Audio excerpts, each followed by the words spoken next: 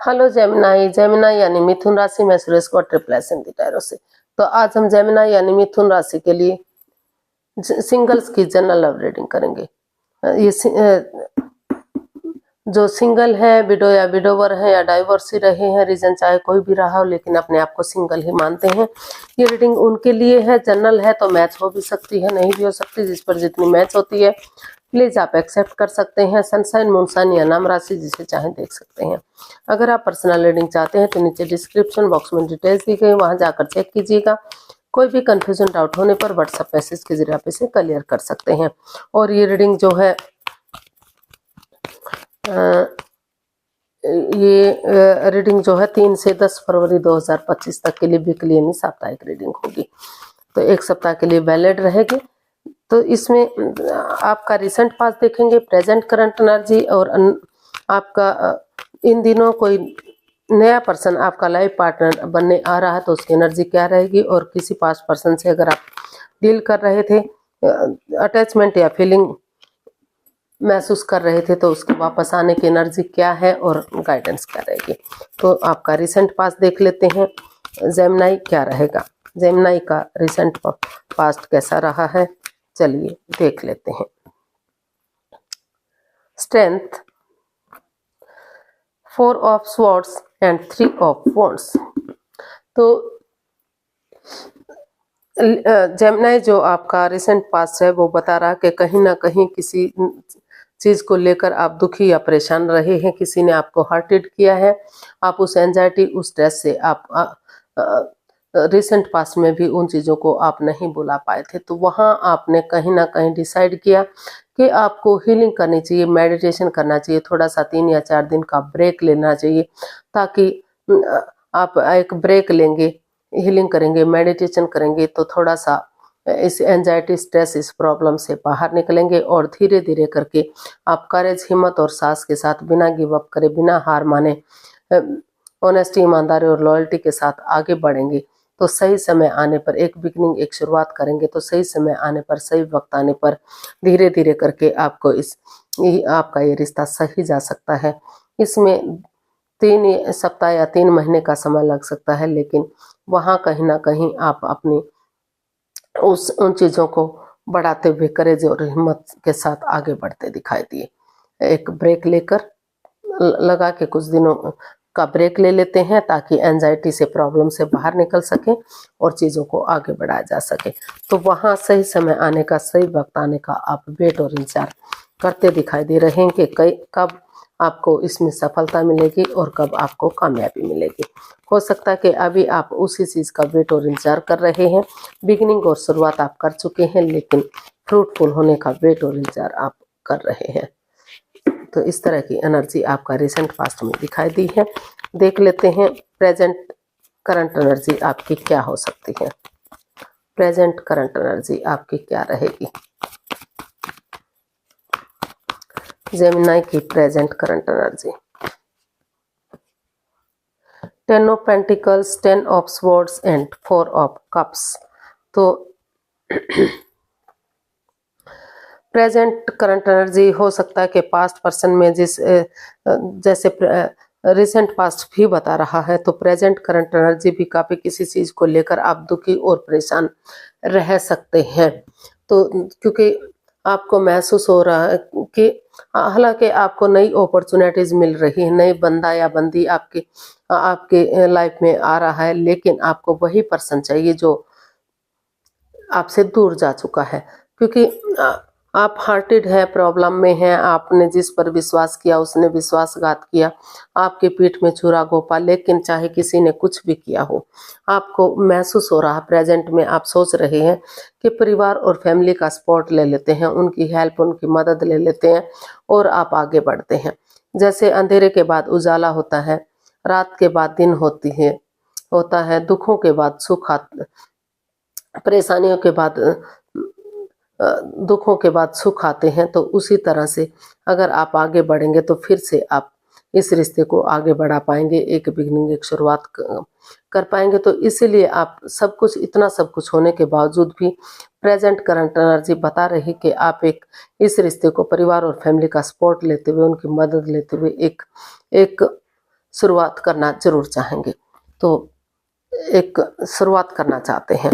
आप काफ़ी दुखी और परेशान दिखाई दे रहे हैं, लेकिन इतना सब कुछ होने के बाद भी आपको महसूस हो रहा है कि आप एक शुरुआत ज़रूर करेंगे। हो सकता है कि कभी ना कभी ये नेगेटिविटी ख़त्म हो जाए और आपकी लाइफ में फिर से पॉजिटिविटी मिल जाए और वही बंदा आपकी लाइफ में वापस आ जाए जिसे आप प्यार और प्रेम करते हैं। तो आप काफ़ी स्टक एनर्जी में दिखाई दे रहे हैं, लेकिन फिर भी आप इस एंजाइटी से बाहर निकलते हुए इस रिश्ते को एक मौका देने के बारे में सोच रहे हैं। तो देख लेते हैं, अगर कोई नया बंदा या बंदी आपकी लाइफ में आ रहा है तो आपका लाइफ पार्टनर बनने के लिए तो नए पर्सन की एनर्जी क्या हो सकती है। लाइफ पार्टनर के रूप में नया बंदा या बंदी आ रहा, तो कोई पर्सन आ रहा है तो उसकी एनर्जी क्या रहेगी। The hanged one, page of wands and 5 of swords. तो कोई नया बंदा या बंदी आपसे बात करना चाहता है, एक नई सोच, नई ताजगी, नए सवेरे के साथ। तो लेकिन कहीं ना कहीं यहाँ एक दूसरे की भावनाओं के साथ खेला जा रहा है, जिसको आप अपने लाइफ पार्टनर के रूप में एक्सेप्ट करना चाहते हैं। तो यहाँ कहीं ना कहीं आपकी ईगो हर्ट हो रही है, क्योंकि आपको लग रहा है कि माइंड गेम खेले जा रहे हैं, कुछ पीठ पीछे आपसे छिपाया जा रहा है। आपके पार्टनर आपके साथ लॉयल नहीं है, ऑनेस्ट नहीं है, जिस वजह से रिश्ता रुक चुका है, थम चुका है, आगे नहीं बढ़ रहा है।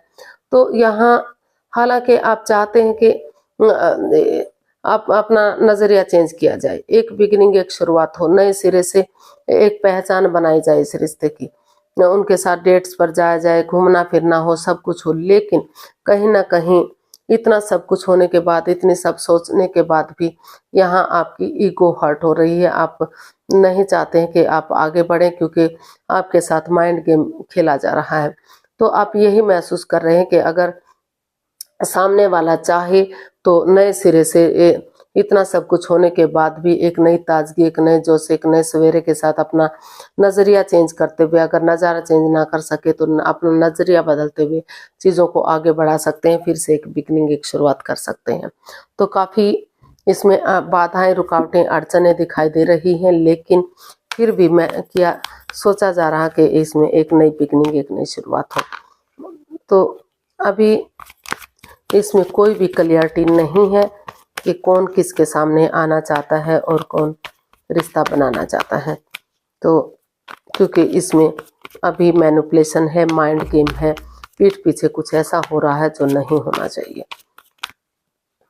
देख लेते हैं पास्ट पर्सन की एनर्जी क्या है।